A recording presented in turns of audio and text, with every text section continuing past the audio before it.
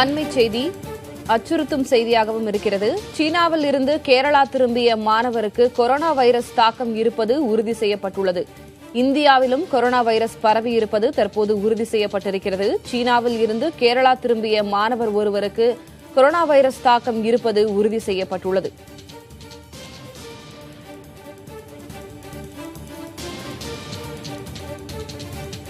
Corona virus பாதிப்பால் சீனாவில் 100க்கும் மேற்பட்ட மக்கள் இதுவரை உயிரிழந்திருக்கிறார்கள்.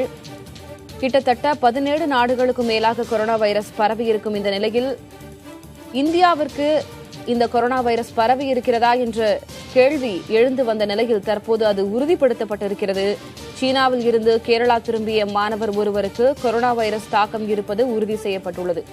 தமிழகத்தை பொறுத்தவரை ஏற்கனவே கொரோனா வைரஸை தடுப்பதற்கான முன்னெச்சரிக்கை நடவடிக்கைகள் பல கட்டத்திலும் பல தரப்பிலும் இருந்து எடுக்கப்பட்டு வரும் இந்நிலையில் அச்சுறுத்தும் செய்தியாக கேரள மாணவருக்கு கொரோனா வைரஸ் தாக்கம் இருப்பது உறுதி செய்யப்பட்டுள்ளது. பாதிக்கப்பட்ட மாணவரின் உடல்நிலை தற்போது தீவிரமாக கண்காணிக்கப்பட்டு வருவதாக கேரள அரசு தரப்பில் இருந்து தகவல் தெரிவிக்கப்பட்டிருக்கிறது.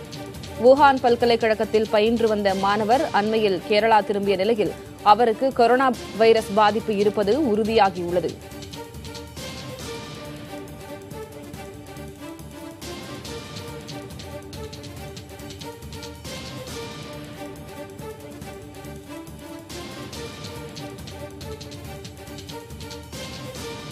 கூடுதல் விவரங்களை வழங்குவதற்காக செய்தியாளர் கணபதி இணைந்திருக்கிறார். கணபதி, இந்தியாவிலும் கொரோனா பாதிப்பு என்பது சற்று அச்சுறுத்தும் ஒரு செய்தியாகத்தான் இருக்கிறது.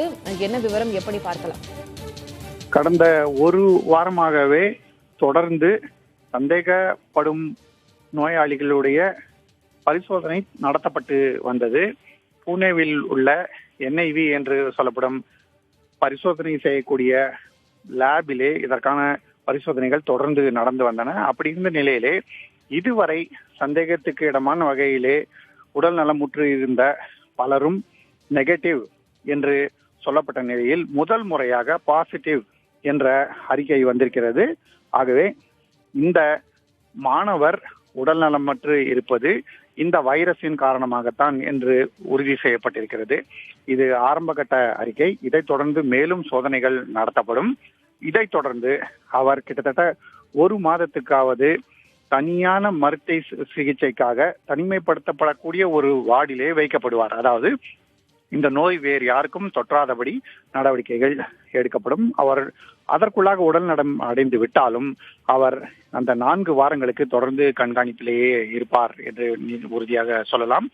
ஏற்கனவே வுஹானில் உள்ள மாணவர்களை அழைத்து வர வேண்டும் என்ற ஏற்பாடுகள் நடந்து கொண்டிருக்கும் நிலையிலே தன்னுடைய சொந்த முயற்சியிலே இந்த மாணவர் அங்கிருந்து திரும்பி வந்திருக்கிறார். அப்படிப்பட்ட நிலையிலே தான் அவருக்கு உடல்நலம் இல்லை, அவர் சைனாவில் திரும்பி வந்திருக்கிறார் என்பதற்காக அவருக்கு சோதனைகள் நடத்தப்பட்டு அதன் மூலம் அவருக்கு 2019 NCOV என்று சொல்லப்படும் கொரோனா வைரஸ் மூலமாக நோய் உண்டாகி இருப்பது உறுதி செய்யப்பட்டிருப்பதாக முதல் கட்ட அறிக்கை தெரிவிக்கிறது. கூடுதலாக பரிசோதனைகள் மற்றும் அடுத்த கட்ட அறிக்கைகள் ஆகியவற்றை எதிர்பார்க்கலாம். அதுவரையில் நோய் பரவாமல் தடுப்பதற்காக இந்த மாணவருக்கு என்ன சிகிச்சை அளிக்கப்பட வேண்டும், என்ன மாதிரியான நடவடிக்கைகள் எடுக்கப்படும், அதெல்லாம் முடிவு செய்யப்படும். இத்தனை நாட்களாக தொடர்ந்து பரிசோதனை நடத்தப்பட்ட நிலையிலே முதல் முறையாக கேரளாவைச் சேர்ந்த மாணவர் பாதிக்கப்பட்டிருப்பது தெரிய வந்திருக்கிறது. தளபதி, கேரளாவில் ஒரு மாணவர் பாதிக்கப்பட்டிருப்பதாக உறுதி செய்யப்பட்டிருக்கிறது. கேரளாவில் மட்டும் 800க்கும் அதிகமானோர் தீவிர கண்காணிப்பிலும் வைக்கப்பட்டிருக்கிறார்கள். தமிழகத்தை பொறுத்தவரை நம் முன்னெச்சரிக்கை நடவடிக்கைகள் பல நடவடிக்கைகள் ஏற்கனவே எடுக்கப்பட்டு தீவிர கண்காணிப்பில் நாம் இருந்து வந்தாலும் மிகவும் பக்கத்தில் இருக்கும் நம்மை ஒட்டிய மாநிலமான கேரளாவில் இது உறுதிப்படுத்தப்பட்டிருக்கிறதுனால இப்ப தமிழகம் தரப்பிலிருந்து அடுத்த கட்டமா உடனடியாக என்னென்ன போர்க்கால நடவடிக்கை எடுக்கப்பட வேண்டும், நம்ம எவ்வளவு உஷாராக இருக்க வேண்டும்? ஏற்கனவே மத்திய அரசுகள் மற்றும் மாநில அரசுகள் ஆகியவை ஒவ்வொரு விமான நிலையத்திலுமே சோதனைகளை நடத்துகின்றன.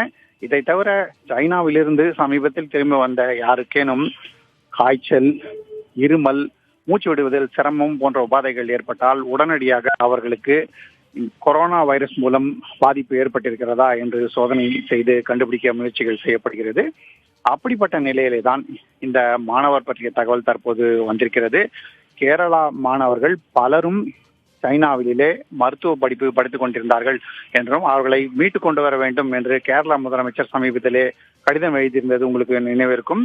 மத்திய அரசு அதற்கான முயற்சிகளை எடுத்துக்கொண்டிருக்கும் நேரத்தில் தான் இத்தகைய செய்தி வந்திருக்கிறது. அண்டை மாநிலமான தமிழ்நாடு ஏற்கனவே தயார் நிலையில் இருக்க வேண்டும் என மத்திய அரசு அறிவுறுத்தி இருக்கிறது. ஆகவேதான் சென்னை உள்ளிட்ட பல்வேறு விமான நிலையங்களிலே சோதனைகள் நடத்தப்படுகின்றன. பல்வேறு மருத்துவமனைகளிலும் இதற்கான ஏற்பாடுகள் செய்யப்பட்டு தயார் நிலையில் வைக்கப்பட்டிருக்கின்றன.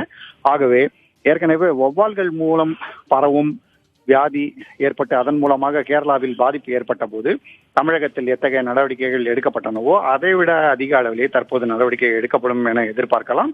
இதை தவிர தேவைப்பட்டால் மத்திய அரசு மூலமாக மருத்துவ நிபுணர்களின் உதவியும் தமிழகம் பெறுவதற்கான வாய்ப்பும் இருக்கிறது. செலவரி கணபதி, இப்போ சைனாவை பொறுத்த வரைக்கும் அங்க ஆயிரக்கணக்கானோர் பாதிக்கப்பட்டிருந்தாலும் 100க்கும் மேற்பட்டோர் உயிரிழந்திருந்தாலும் 124 பேர் சிகிச்சை பெற்று வீடு திரும்பி இருக்கிறார்கள் அப்படின்ற தகவலையும் நம்மளால பார்க்க முடிஞ்சது. இப்போ அது போன்ற மருத்துவ வசதி, அந்த சிகிச்சைகள் எல்லாமே இங்க இந்தியாவில் இருக்கா? அது நமக்கு தெரிய வந்திருக்கிறதா?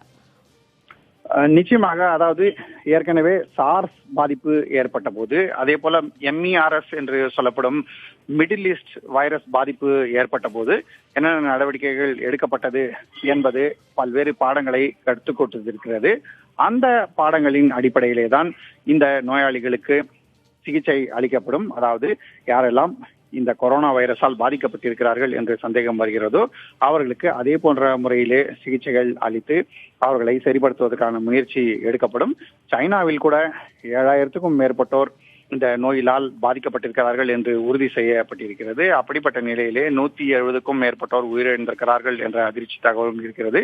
இத்தகைய நிலையில் இந்தியாவில் இதுவரை கொரோனா வைரஸால் பாதிக்கப்பட்டவர்கள் யாரும் இல்லை என்று அறிக்கைகள் சொல்லி வந்த நிலையிலே முதல் முறையாக ஒருவருக்கு அந்த தொற்று இருக்கிறது என்பது தற்போது உறுதி செய்யப்பட்டிருக்கிறது. ஆகவே இனிமேல் தீவிர நடவடிக்கைகளை எடுக்க வேண்டிய சூழ்நிலை ஏற்பட்டிருக்கிறது. தளபதி, இப்போ மக்களுக்கான அறிவுறுத்தல்களாக அரசு தரப்பிடமிருந்து இல்ல மருத்துவத்துறை சுகாதாரத்துறை அதிகாரிகள் தரப்பிலிருந்து என்னென்ன நம்ம எதிர்பார்க்கலாம்? ஒன்று, இது போன்ற பாதிப்பு ஏற்பட்டிருப்பவர்கள், அதாவது காய்ச்சல் அல்லது மூச்சு விடுவதில் சிரமம், இருமல் போன்ற உபாதைகள் இருப்பவர்கள் சமீபத்திலே சைனாவோ அல்லது பாதிக்கப்பட்ட வேறு நாடுகளுக்கோ சென்று வந்திருந்தால் உடனடியாக மருத்துவ சிகிச்சைக்கு ஒரு பெரிய மருத்துவமனையை நாட வேண்டும் என்று அறிவுரை சொல்லப்பட்டிருக்கிறது. அதை தவிர அவர்கள் கூட்டமான இடங்களுக்கு செல்வதை தவிர்க்க வேண்டும், ஏனென்றால் இந்த தொற்று பரவக்கூடாது.